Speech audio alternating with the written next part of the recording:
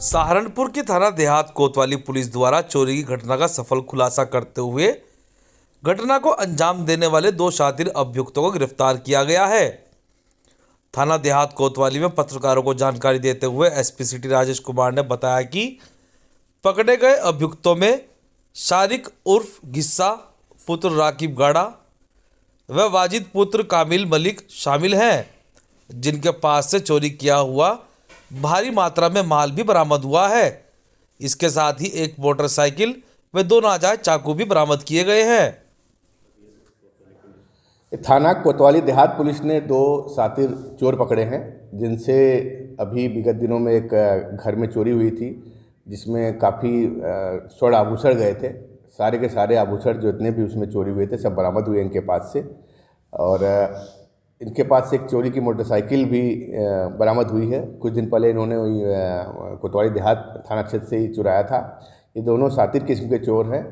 पहले से भी इनके ऊपर आपराधिक मुकदमे दर्ज हैं और ये जो चोरी का माल इनके पास से मिला था, एक इब्राहिम जी थे, उनके घर पे चोरी की घटनाएं हुई थी, उसमें FIR दर्ज थी, उसका ये माल सारा बरामद हुआ है। क्या इससे पहले भी इनका कोई पहले इतिहास होता है? हाँ, जैसे मैंने पहले बताया, इनके पहले भी जेल जा चुके हैं और इनके ऊपर कई मुकदमे पहले से करीब आधा दर्जन मुकदमे हैं।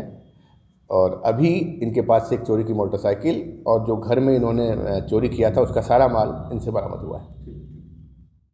सहारनपुर में बुधवार को अखिल भारतीय उद्योग व्यापार मंडल का एक प्रतिनिधि मंडल जिला अध्यक्ष विमल विरमानी के नेतृत्व में वाणिज्य कर कार्यालय पहुंचा, जहां पर उन्होंने व्यापारियों से जुड़ी 8 सूत्रीय मांगों को लेकर एक ज्ञापन एडिशनल कमिश्नर ग्रेड 1 को सौंपा, जहां पर जिलाध्यक्ष विमल विरमानी ने कहा है कि अगर हमारी मांगें पूरी नहीं हुई तो व्यापार मंडल आंदोलन करने को मजबूर होगा। सबसे बड़ी दिक्कत आ रही है 3 महीने के जिनके वैट रिटर्न के केस हुए हैं, उनमें जो रिफंड है ये वापस नहीं कर रहे हैं, ये उसे कैरी फॉरवर्ड कर रहे हैं।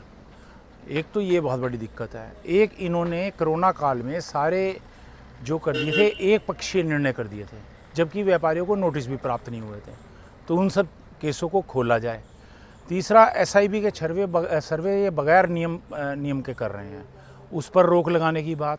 GST रिवाइज रिटर्न की प्राविधान होना चाहिए।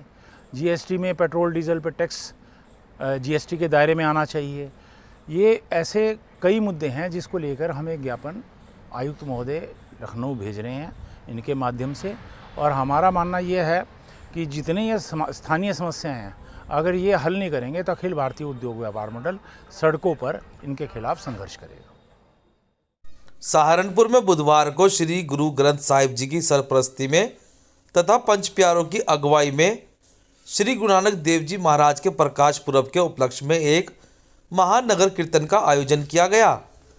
नगर कीर्तन पंजाबी गुरुद्वारा गौशाला रोड से प्रारंभ होकर मोरगंज, शहीदगंज, नेहरू मार्केट, भगत सिंह मार्ग, घंटाघर, गुरु तेग बहादुर मार्ग से होता हुआ भगत सिंह मार्ग, गुरुद्वारा श्री गुरु सिंह सभा गुरुद्वारा रोड पर आकर संपन्न हुआ, जहां पर श्रद्धालुओं द्वारा स्टॉल लगाकर प्रसाद का वितरण भी किया गया।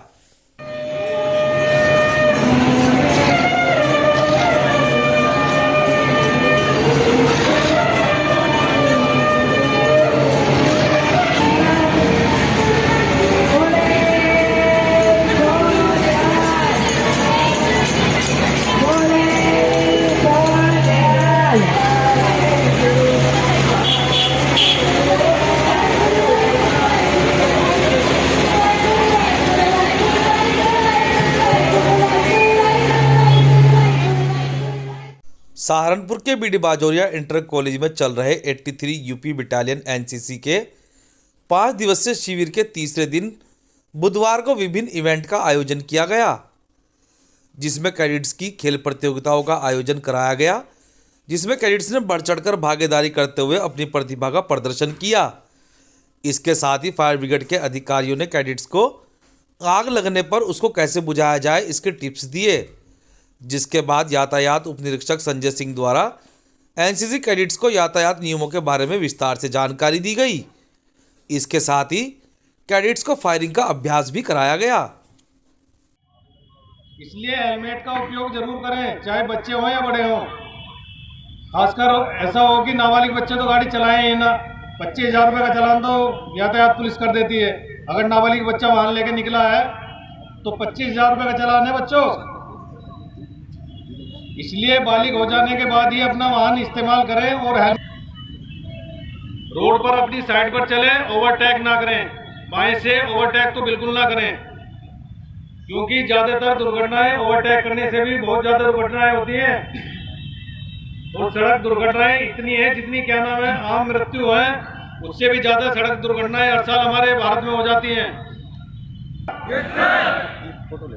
अगर हम 4 व्हीलर चला रहे हैं, अपने पापा मम्मी दोस्त के साथ बैठे हैं, तो बैठते ही सीट बेल्ट जरूर लगवाएं। सहारनपुर देवबंद कोतवाली क्षेत्र के गांव गयाना से लापता युवक का शव 9 दिन बाद एक खेत में पड़ा मिला। सूचना मिलने पर मौके पर पहुंची पुलिस ने शव को कब्जे में लेकर पोस्टमार्टम के लिए भेज दिया।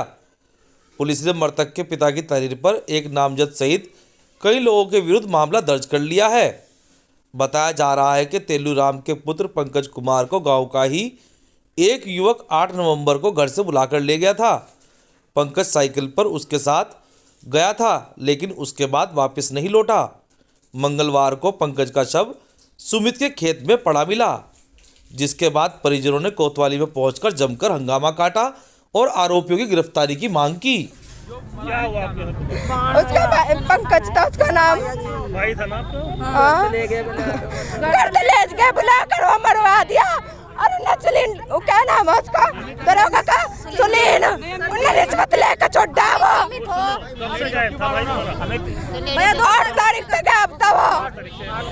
आज उसकी लाश मिली है। हाँ, जंगल में मिली। 3 दिन का टाइम दिया था, 3 दिन तक छोड़ा क्यों, जब हमने पकड़वा दिया था।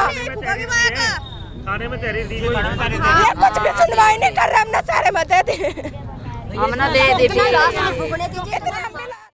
कांग्रेस नेता सलमान खुर्शीद की किताब की आलोचना करने वाले मुस्लिम राष्ट्रीय मंच के जिला संयोजक राव मुशर्रफ को सोशल मीडिया पर धमकी दी गई है, जिसको लेकर राव मुशर्रफ ने बुधवार को पुलिस से कार्रवाई की गुहार लगाते हुए पुलिस को एक शिकायती पत्र सौंपा, जिसमें उन्होंने कहा है कि उनके द्वारा सलमान खुर्शीद की किताब को प्रतिबंध करने का बयान दिया गया था, जिसको लेकर जमीयत उलेमाए हिंद मुरादाबाद जिले के जिला उपाध्यक्ष ने उन्हें सोशल मीडिया पर ऐसे बयान देने के लिए धमकी दी है। बयान से दुखी होकर और परेशान होकर जमीयत उलमा हिंद के जिला उपाध्यक्ष मुरादाबाद के मौलाना असद रहीमी साहब ने हमें धमकी दी है कि यदि इस बात को कोई हिंदू कहता तो हम बर्दाश्त करते।